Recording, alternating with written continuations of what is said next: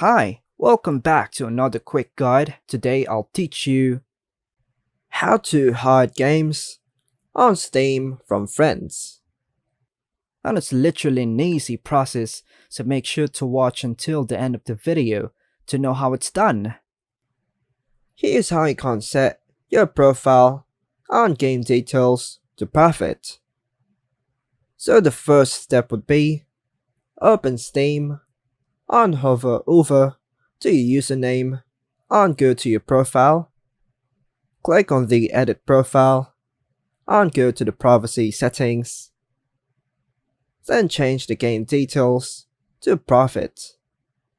Set your profile to private or friends only. This will limit who can see your game details.